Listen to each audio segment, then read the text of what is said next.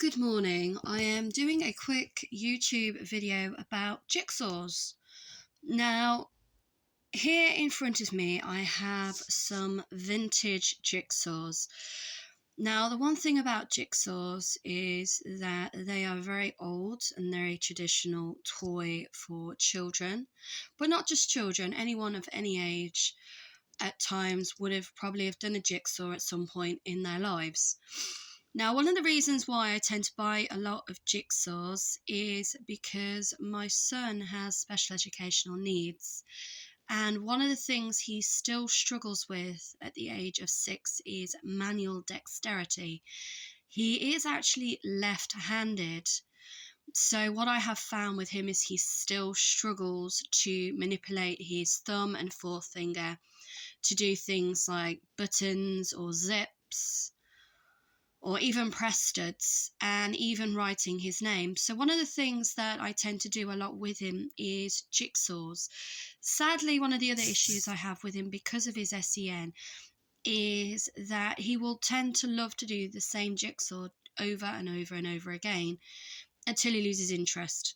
So sadly, over the last 6 years, I have thrown away so many jigsaws, which has really upset me, because some of them out there are really beautiful and really amazing. Now, the ones I have in front of us are actually vintage jigsaws, which part of me is a little bit apprehensive for him to use. They aren't all the type of jigsaws that you would get today. Some of them are actually made of wood, which would have been one of the traditional ways that jigsaws would have been made, such as this one here.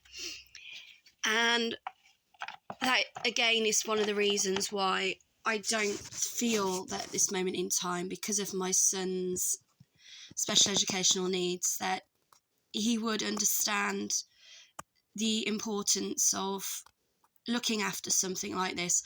But you never know until you try with children. And yes, it does upset me when we sadly have had to throw things away like jigsaws in the past.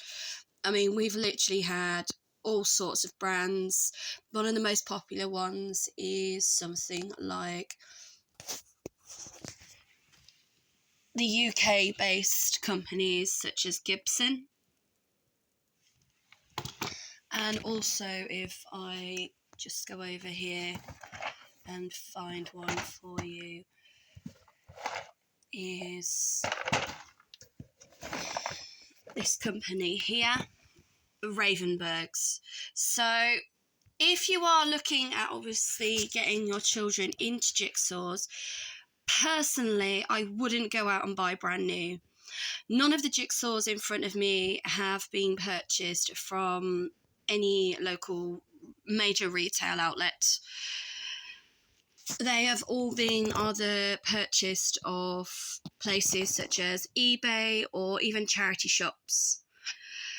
The only thing I would say is if you are buying a second-hand jigsaw, they should clearly and concisely be telling you whether or not anyone has painstakingly checked that all of the pieces are there.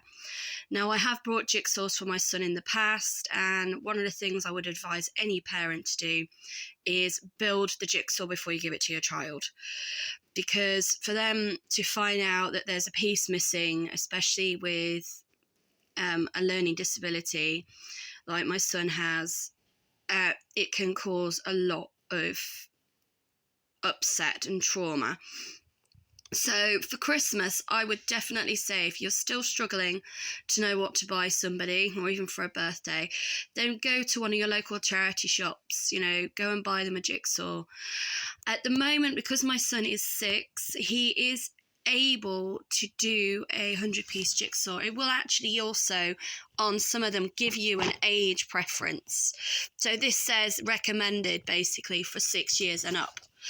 However, I will on occasions allow him to do something with maybe 80 pieces in, but anything less than that, he can do them quite quickly. So if I'm trying to expand his attention, which is something children have to kind of learn as they grow up, is to be a little bit more patient and realise that not every job's going to be achieved within 5 or 10 minutes, especially if they're sitting in a classroom and they're expected to sit there for an hour.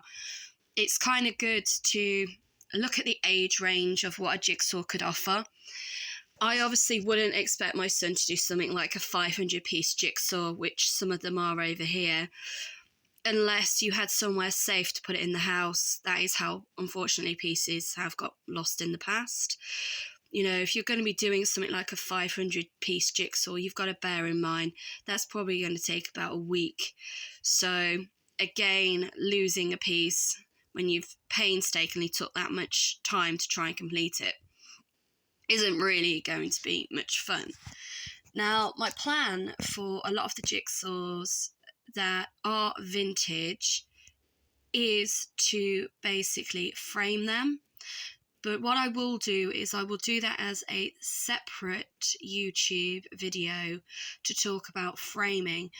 And one of the main reasons that I have considered framing some of the older jigsaws, like this one, for example, is because they have actually arrived unboxed.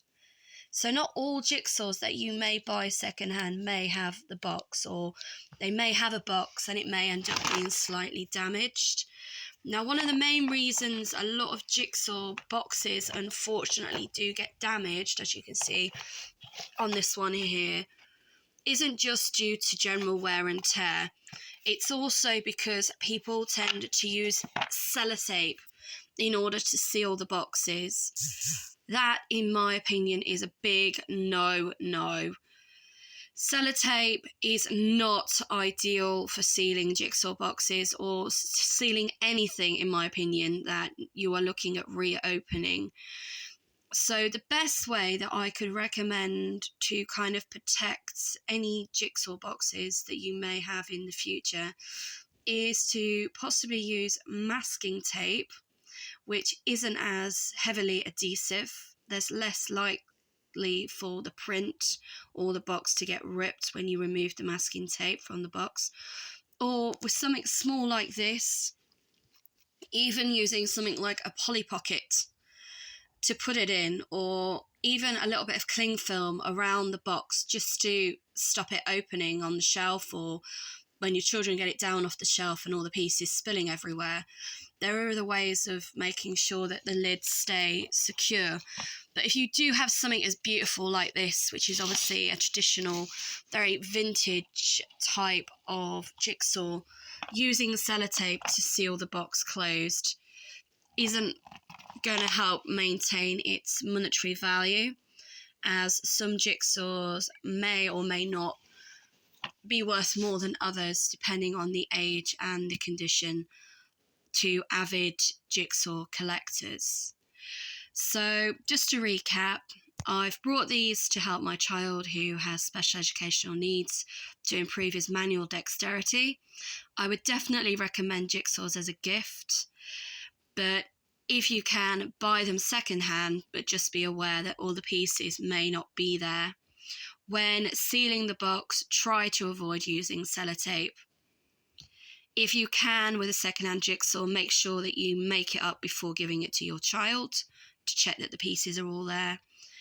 And another option to keep your jigsaws safe, especially if they are vintage and potentially collectible ones, would be to frame them, which is something that I will be doing a second video on over the next couple of days. I have already framed some in the past, so it's something I would definitely consider doing in the future. So thank you very much for watching my video. It's very much appreciated. If you have any questions or queries, please don't hesitate to leave some comments on my YouTube page. And feel free to click on any of the other links or YouTube videos that I have done in the past.